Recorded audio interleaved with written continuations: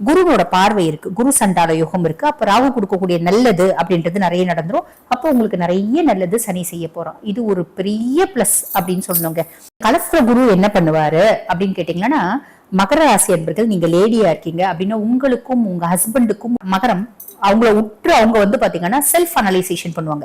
என்ன நானே உத்து பாத்துக்கிறேன், என்கிட்ட என்னென்ன வந்து நெகட்டிவ் நான் நினைக்கிறேன் அதை நான் மாத்திக்கணும், என்கிட்ட என்ன நெகட்டிவ்னால நான் ஏமாந்தேன் அந்த குணத்தை நான் மாத்திக்கணும். சனி வந்து எப்படி இருக்காரு, சகாய சனியா தான் இருக்காரு.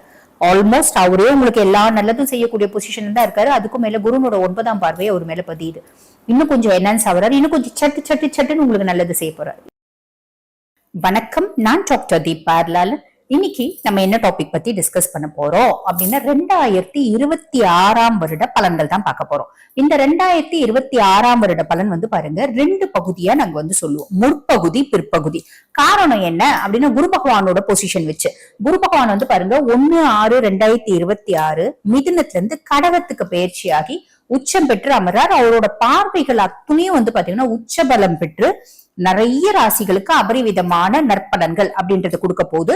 ஆக பலன்கள் வந்து 2 பகுதியா சொல்றோம். எப்படிங்க குருவை பேஸ் பண்ணி தானே சொல்றீங்க, எப்படி 2 பகுதியா சொல்றீங்க அப்படின்னா, ஸ்தான பலமே குரு பகவான் மாறுறாரு. குரு பகவான் மிதுனத்துல இருந்து கடகத்துக்கு மாறும் போது இந்த 6ஆம் மாசம் வரைக்கும் ஸ்தான பலமே மாறுது, ஸ்தானமே மாறுறாரு. அதனால ஸ்தான பலம் மாறுது, பார்வை வந்து பாத்தீங்கன்னா பார்வை பலம் அப்படின்றது மாறுது. அதனால வந்து பாத்தீங்கன்னா 2 பகுதியா சொல்றோம். அதே மாதிரி பாருங்க, இந்த 2026 வருடம் வந்து ராகு கேது பயிற்சியும் இருக்கு. ஆனா ராகு கேது பயிற்சி 6/12/2026 நடக்குது. அப்ப ஆல்மோஸ்ட் வந்து பாத்தீங்கன்னா 20 நாள் தான் ராகு கேதுனுடைய ஒரு இம்பாக்ட் அப்படின்றது வரும். ஆக அந்த பலன்களை நாங்க 2026 வருடம் சொல்றதை விட 2027க்கு சொல்றதுதான் வந்து பாத்தீங்கன்னா உசிதம் அப்படின்னு சொல்லலாம். அது மட்டும் இல்லாம இந்த குரு பகவானோட 2ஆம் பகுதி பிற்பகுதியில வந்து பாத்தீங்கன்னா அவரோட 9ஆம் பார்வை வந்து பாத்தீங்கன்னா சனி மேல படியுது, முற்பகுதியில ராகு மேல படியுது. அதனாலயும் பலன்கள் அப்படின்றது மாறும். ஆக வீடியோவை ஸ்கிப் பண்ணாம பாருங்க, அப்பதான் உங்க ராசிக்கு என்ன விதமான பலன்கள் வரப்போகுது, குரு என்னென்ன நல்லது செய்ய போறாரு அப்படின்றத துல்லியமா பார்க்க முடியும். மகர ராசி அன்பர்கள், உங்களுக்கு இந்த 2026 எப்படி இருக்கு அப்படின்னா ஃபர்ஸ்ட் முற்பகுதியை பார்த்துக்கலாம். முற்பகுதியில சனி வந்து பாருங்க என்னவா இருக்கா, உங்களுக்கு 3ஆம் பாவத்துல மீனத்துல சனி. அப்ப சனி உங்களுக்கு சகாய சனியா இருக்கா. உங்களோட ராசி அதிபன் உங்களுக்கு சகாயங்கள் ஹெல்ப் அப்படின்றத பண்ணக்கூடிய சிச்சுவேஷன்ல இருக்கா. அப்ப சனியே சகாய சனியா இருக்கா, எல்லா ஆஸ்பெக்ட்லயும் உங்களுக்கு நல்லது அப்படின்றத அவன் பண்ண போறான். சனி கொடுக்க எவர் தடுப்பார் அப்படின்ற வார்த்தை தான். சனி கெட்டது கொடுத்தாலும் பெருமளவு யாராலையும் தடுக்க முடியாது, பரமேஸ்வரனை தவிர அப்படின்னு சொல்லலாம். அதுக்கப்புறம் சனி நல்லது கொடுத்தாலும் யாராலையும் தடுக்க முடியாது, பரமேஸ்வரனும் அதை தடுக்க போறது இல்லை. அப்போ உங்களுக்கு நிறைய நல்லது சனி செய்ய போறான். இது ஒரு பெரிய பிளஸ் அப்படின்னு சொல்லணுங்க. அதுக்கப்புறம் ராகு கேதுவை பார்க்கணும் அப்படின்னா, ராகு 2ஆம் பாவம் தன குடும்ப வாக்குஸ்தானத்துல ராகு. திடீர் தன பிராப்தி, குடும்பத்துல வந்து பாருங்க காசு பணம் வசதி அது எல்லாமே நல்லா இருக்கும். ஆனா வந்து பாருங்க ஃபேமிலியில சம் காம்ப்ளிகேஷன்ஸ் வராதா, பெருசா கவலைப்பட வேண்டாம். காரணம் என்ன அப்படின்னா ராகுனால வரக்கூடிய நல்லது பத்தி மட்டும் யோசிங்க. குருவோட பார்வை இருக்கு, குரு சண்டால யோகம் இருக்கு. அப்ப ராகு கொடுக்கக்கூடிய நல்லது அப்படின்றது நிறைய நடந்துரும். அது எக்கனாமிக்கலி ஒரு சவுண்ட் ஒரு விஷயம் நடக்கும் அப்படின்னு சொல்லலாம். இது ஒரு பெரிய பிளஸ். கேத்து 8ஆம் பாவம் துஷ்தானம் அஷ்டமஸ்தானத்துல கேத்து அப்படின்னும் போது பெருசா நம்ம யோசிக்கணும்ன்றது இல்ல. பட் பியாண்ட் தட் வந்து பாருங்க நிறைய பேருக்கு உடல் சார்ந்த உபாதைகள், இன்ஃபெக்ஷியஸ் டிசார்டர்ஸ் மெயினா சுய ஜாதகத்திலும் கேத்து நல்லா இல்ல, இன்ஃபேக்ட் கேத்து தசையே நடக்குது அப்படின்னா மன ரீதியான குழப்பங்கள். ஆல்ரெடி டயபெட்டிக் இருக்குங்க, பிபி இருக்குங்க, அது பிளக்சுவேட் ஆகிறதுக்கான வாய்ப்பு உண்டு. அதே மாதிரி பாருங்க எனக்கு வந்து ஒரு விதமான ஒரு குழப்பம், மந்த நிலை, இந்த மாதிரி விஷயம் எல்லாம் நிறைய வரத்துக்கு வாய்ப்பு உண்டு. மந்த நிலை அப்படின்றத விட ஒரு இனம் புரியாத குழப்பம், இனம் புரியாத விரக்தி, இதெல்லாம் வரத்துக்கு வாய்ப்பு உண்டு. உங்களோட ஹிடன் ரிலேஷன்ஷிப்ல ஒரு இடைவெளி அப்படின்றதும் வரத்துக்கு வாய்ப்பு உண்டு. புரியுதுங்களா? ரசாயனம் சார்ந்த ஒரு ஹெல்த் இன்ஃபெக்ஷன்ஸ், அதாவது என்ன சொல்லுவாங்க இந்த ஃபுட் பாய்சனிங், இந்த மாதிரி எல்லாம் வரத்துக்கு வாய்ப்பு உண்டு. ஆரோக்கியத்துல கவனம் அப்படின்றது வச்சுக்கோங்க, ரொம்ப சிம்பிள். அதுக்கப்புறம் குரு பகவானை பத்தி சொல்லணும் அப்படின்னா, குரு வந்து 6ஆம் பாவத்துல இருக்கார். 6ஆம் பாவம் குரு வந்து என்ன சொல்லுவாங்கன்னா ரோக குருவா இருக்கார். ரோக குரு மகர ராசி அன்பர்களுக்கு கடன் இல்லாத ஒரு வாழ்க்கை, எதிரி இல்லாத ஒரு வாழ்க்கை, நோய் இல்லாத ஒரு வாழ்க்கை, இதை கொடுக்கக்கூடிய சிச்சுவேஷன்ல இருக்கார். கடன் இல்லாம எப்படிங்க முடியும், ஏகப்பட்ட கடன் இருக்கு. அந்த கடனை அடைக்க நீங்க ட்ரை பண்றீங்க அப்படின்னா கடனை அடிச்சுடுவாங்க. இதுக்கு வந்து குருவே ஃபுல் சப்போர்ட்டிவா இருப்பாரு அப்படின்னு சொல்லலாம். நோய் எனக்கு குணமே ஆகாத நோய் இருக்குன்னு டாக்டர் சொல்லியிருக்காங்க. குணமே ஆகாத நோயா இருந்தாலும் மருந்து மாத்திரை தயவுனால அந்த நோயில வந்து பாத்தீங்கன்னா ஒரு நல்ல முன்னேற்றம். நான் பாட்டு மெடிசன் சாப்பிட்றப்ப நான் நல்லா இருக்கேன் அப்படின்ற ஒரு அமைப்பு. எதிரி அப்படின்னு யாரும் இருக்க போறது இல்லை, பெரிய பிளஸ் அப்படின்னு சொல்லலாம். சோ இது வந்து பாத்தீங்கன்னா முற்பகுதி. இப்ப பிற்பகுதி எடுத்துக்கலாம். அதாவது 1/6/2026 இருந்து 2026 முடிய எப்படி இருக்கும் அப்படின்னு கேட்டீங்கன்னா, குரு பகவானை பத்தி சொல்லணும் அப்படின்னா, குரு வந்து பாருங்க உங்களுக்கு லார்ட் ஆஃப் 3 and 12 மூணாம் பாவம், இளைய சகோதர தைரியஸ்தானத்துக்கும் அவன் தான் அதிபன், அயன சயன போஜன மோட்ச விரயஸ்தானத்துக்கும் அவன் தான் அதிபன். புரியுதுங்களா? இப்ப அவன் வந்து பாத்தீங்கன்னா உங்களுக்கு என்ன பாவத்துல இருக்கான் அப்படின்னா, கலத்திர ஸ்தானத்துல இருக்கான், கலத்திர குருவா இருக்கான்.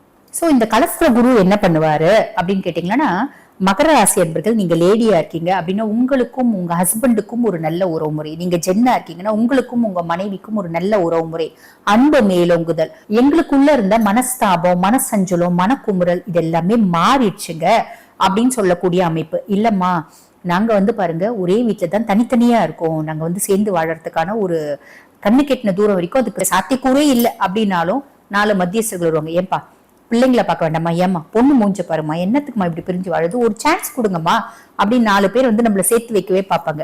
ஆல்ரெடி டிவோர்ஸ் ஆயிடுச்சுங்க, அதாவது 2வது திருமணம் ஒரு நல்ல வரன் அமையறதுக்கு வாய்ப்பு உண்டு. ரொம்ப இளவ வயசு மகர ராசிங்க நிறைய பேருக்கு லவ் வரதுக்கு வாய்ப்பு உண்டு. மத்தியம வயசு மகர ராசிங்க திருமணம் ஆகல நிறைய பேருக்கு ரிலேஷன்ஷிப் வரதுக்கு வாய்ப்பு உண்டு. புதுசா இன்வெஸ்டர் வரதுக்கு வாய்ப்பு உண்டு. செய்யக்கூடிய தொழில ஆல்ரெடி நாங்க வந்து ஒரு இன்வெஸ்டர் வச்சுட்டு பார்ட்னர்ஷிப் கன்சர்ன் தாங்க, அந்த பார்ட்னருக்கும் எனக்கும் பயங்கரமான மனஸ்தாபங்க, அந்த மனஸ்தாபங்கள் அப்படின்றது மாறுறதுக்கான வாய்ப்பு. ஆக இது எல்லாமே பிளஸ் அப்படின்னு சொல்லலாம். ஓகேங்களா? அதுக்கும் மேல குருனோட பார்வை 1ஆம் பாவம், 1ஆம் பாவம் உங்க சுயஸ்தானத்தை பாக்குறான். மகரம் அவங்கள உற்று அவங்க வந்து பாத்தீங்கன்னா செல்ஃப் அனலைசேஷன் பண்ணுவாங்க. என்ன நானே உத்து பாத்துக்கிறேன், என்கிட்ட என்னென்ன வந்து நெகட்டிவ் நான் நினைக்கிறேன் அதை நான் மாத்திக்கணும், என்கிட்ட என்ன நெகட்டிவ்னால நான் ஏமாந்தேன் அந்த குணத்தை நான் மாத்திக்கணும். பொதுவா மகரம் வந்து பாத்தீங்கன்னா மெழுகுவத்தி மாதிரி தான் எரிந்து மற்றவங்களை வாழ வைக்கக்கூடியவர்கள். அதுதான் உழைக்கும் வர்க்கத்தை சேர்ந்தவங்க. நான் உழைக்கிறதுக்கு கஷ்டப்படவே மாட்டேன், என் குடும்பத்துக்காக என்னோட ஆயுசு முழுசும் வாழ்க்கை முழுசும் நான் உழைச்சே வந்து கொடுத்துட்டேன். இப்ப யாரும் வந்து பாத்தீங்கன்னா எங்க ஃபேமிலில இருந்து என்ன பெருசா கண்டுக்க மாட்டேங்கிறாங்க அப்படின்ற மாதிரி நிறைய மகரம் இருக்கும். அப்படிப்பட்ட மகர ராசி அன்பர்கள் யோசிப்பாங்க இந்த காலகட்டத்துல, நான் இந்த குணாதிசயத்தினால்தான் ஏமாந்தேன், ஆக இந்த குணத்தை நான் மாத்திக்கணும். இது என்கிட்ட தேவையில்லாத குணம், ரொம்ப நல்ல குணம் தான், ஆனா இது வந்து தேவையில்லாது, இதனாலதான் நான் கஷ்டப்பட்டேன், இதை நான் மாத்திக்கணும் அப்படின்ற மாதிரி அவங்களே செல்ஃப் அனலைஸ் பண்ணி தன்னைத்தானே பக்குவப்படுத்தி கொள்ளுதல், தன்னைத்தானே பதப்படுத்தி கொள்ளுதல், தன்னைத்தானே உயர்ந்த குணங்கள்ல மாற்றிக்கொள்ளுதல் அப்படின்ற மாதிரி என்கிட்ட இருக்க நெகட்டிவ்ல நான் கிளீனா ரப்பரை வச்சு எரேஸ் பண்ணக்கூடிய காலகட்டம் அப்படின்னு சொல்லலாம். அதுக்கும் மேல எனக்கு கடவுள் மேல அதிக நம்பிக்கை இருக்கு. நான் கடவுள்கிட்ட வந்து கடவுளை அடையணும்னு நினைக்கிறேன், தியானம் பண்ணணும்னு நினைக்கிறேன், இறை வழிபாடு பண்ணணும்னு நினைக்கிறேன், ஜீவ சமாதி போகணும்னு நினைக்கிறேன், தீர்த்த யாத்திரை போகணும்னு நினைக்கிறேன். இப்படி நிறைய எண்ணங்கள் வரும். இது எல்லாமே நல்லது பிளஸ் அப்படின்னு சொல்லலாம்.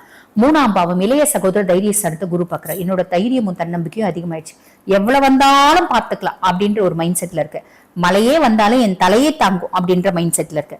என் தம்பி தங்கச்சில ரொம்ப சப்போர்ட்டிவா இருக்காங்க. நடுவுல நிறைய பிரச்சனை இருந்துச்சு, ரொம்ப நாள் ஆச்சு அவங்க கூட பேசி, ஆனா இந்த காலகட்டம் அவங்க ரொம்ப சப்போர்ட்டிவா இருக்காங்க. எதிர் வீடு பக்கத்து வீடு எல்லாருக்கிட்டையும் ஓரளவுக்கு ஒரு நல்ல ரிலேஷன்ஷிப் இருக்கு. நான் வெளியே வந்து நிறைய டிராவல் பண்றேன் என் மனம் சார்ந்த சந்தோஷத்துக்கு அப்படின்ற மாதிரி ஒரு அமைப்பு. லாபஸ்தானத்துல குருனோட பார்வை, நான் செய்யக்கூடிய தொழில்ல நான் எந்த அளவுக்கு ஹார்ட் ஒர்க் பண்றனோ அதுக்கான லாபம் வருது, திருப்தியான லாபம் வருது, நான் சந்தோஷமா தொழில் செய்யறேன் அப்படிங்கிற ஒரு அமைப்பு. இது எல்லாமே பெரிய பிளஸ் இல்லைங்களா? இப்ப சனியை பார்க்கணும். சனி வந்து எப்படி இருக்காரு, சகாய சனியா தான் இருக்காரு. ஆல்மோஸ்ட் அவரே உங்களுக்கு எல்லா நல்லதும் செய்யக்கூடிய பொசிஷன் தான் இருக்காரு. அதுக்கும் மேல குருனோட 9ஆம் பார்வையை அவர் மேல பதியுது. இன்னும் கொஞ்சம் என்ஹான்ஸ் ஆகுறாரு, இன்னும் கொஞ்சம் சட்டுன்னு உங்களுக்கு நல்லது செய்ய போறாரு. இது ஒரு பிளஸ். இப்ப ராகு 2ஆம் பாவம் தன குடும்ப வாக்குஸ்தானத்துல ராகு. ஆனா இந்த காலகட்டத்துல பிற்பகுதியில குருனோட பார்வை இல்லை. அப்ப என்ன ஆகும், குடும்பத்துல காசு பணம் வசதி அந்தஸ்து எல்லாமே இருக்கும், ஆனா நிம்மதி கொஞ்சம் குறையிற மாதிரி இருக்கும், நிம்மதி கொஞ்சம் கெட்டுற மாதிரி இருக்கும். பிள்ளைங்க ரீதியா நிம்மதி இல்லப்பா, மாமனார் மாமியார் ரீதியா நிம்மதி இல்லப்பா, சொந்தங்கள் ரீதியா நிம்மதி இல்லப்பா அப்படின்ற ஒரு அமைப்பு. பிள்ளைங்க வந்து லைஃப்ல வந்து பாத்தீங்கன்னா அவங்கதான் வாழ்க்கைனே நான் வந்து வாழ்ந்துட்டு இருந்தேன், இப்ப வந்து பாருங்க அவங்களோட போக்கு கொஞ்சம் சரியில்லைங்க, சேர்க்கை கொஞ்சம் சரியில்லைங்க. அந்த மாதிரி ஃபேமிலியில சின்ன சின்ன கான்ஃபிளிக்ட்ஸ் வரும், அதுவா மாறும். பெருசா யோசிக்கணும் அப்படின்ற அவசியமே இல்லை. எப்பயுமே நம்மளோட புத்திசாலித்தனத்தை கொண்டு நம்மளோட பிரச்சனைகளை தீர்த்து வைக்கக்கூடிய காலகட்டம் இல்ல. நம்ம ட்ரை பண்றோம் முடியல அப்படின்னா நம்ம என்ன பண்ண முடியும், இந்த பிரச்சனை ஓஞ்சாதான் நான் நிம்மதியா இருப்பேன் அப்படிலாம் நினைக்க கூடாது. அது கடவுள் கிட்ட ஒப்படைச்சிடணும். நீ பார்த்து எப்படின்னா செய், என்னோட வேலையை நான் கரெக்டா செய்யறேன், என்னால இதை தீர்த்து வைக்க முடியல, என்ன பண்ண முடியும், நீ தான் பார்த்து தீர்த்து வைக்கணும் அப்படின்ற மாதிரி இதுவும் கடந்து போகும் அப்படின்னு ஃபேமிலியில சின்ன சின்ன குழப்பங்கள் அப்படின்றது வருதுன்னா கடவுள்கிட்ட ஒப்படைச்சிடுங்க, பெருசா யோசிக்கணும் அப்படின்ற அவசியமே இல்லை. ஆக நான் சொன்ன சின்ன சின்ன விஷயங்கள்ல கவனமா இருக்கீங்க அப்படின்னா மட்டும் போதுமானது. இந்த காலகட்டம், அதாவது இந்த 2026 மகர ராசி அன்பர்கள் உங்களுக்கு நல்லது நடக்கும், நல்லது மட்டுமே நடக்கும். வாழ்த்துக்கள். இப்ப நான் சொன்னது வந்து பாருங்க உங்க ராசிக்கான ஒரு பொதுவான பலன், கோச்சார பலன். இந்த பொதுவான பலன் 100% எனக்கு மேட்ச் ஆகுமா அப்படின்னா 50% கண்டிப்பா மேட்ச் ஆயிடும். உங்க சுய ஜாதகத்துல தசை நல்லா இருக்கு அப்படின்னா 100% மேட்ச் ஆயிடும். சுய ஜாதகத்துல தசை ரொம்ப கெட்டு போயிருக்கு அப்படின்னா அந்த 50% மேட்ச் ஆயிடும். சரிங்க, ஓகே, புரிஞ்சிருச்சு. அப்ப சுய ஜாதகமும் பிளேஸ் அ மேஜர் பார்ட். ஆமா, சுய ஜாதகமும் பிளேஸ் அ பார்ட் அப்படின்னு சொல்லலாம். இப்ப நான் வாழ்க்கையில வந்து பாருங்க பல முக்கியமான விஷயங்களை முடிவெடுக்கும் தருணத்துல இருக்க. செகண்ட் மேரேஜ்க்காக பாக்குறேன், திருமணத்துக்கு பெருசா நல்ல வரன் அமைய மாட்டேங்குது. அதே மாதிரி பாருங்க ஃபாரின் போலான்னு பாக்குறேன், நான் வந்து காம்படிட்டிவ் எக்ஸாம் எழுதியிருக்கேன், இது வந்து சக்சஸ் ஆகுமான்னு பாக்குறேன், நான் தொழில மாத்தலாம்னு நினைக்கிறேன், இது சக்சஸ் ஆகுமான்னு பாக்குறேன். இந்த மாதிரி பல விஷயங்களை, முக்கியமான விஷயங்களை முடிவெடுக்கும் தருணத்துல இருக்கேன் அப்படின்னா நான் சுய ஜாதகத்தை அனலைஸ் பண்ணிக்கணும் அப்படின்னு விருப்பப்படுறீங்கன்னா, நான் பேசிட்டு இருக்கும்போது என்னோட வாட்ஸ்அப் நம்பர் டிஸ்பிளேல கொடுத்துருப்பாங்க.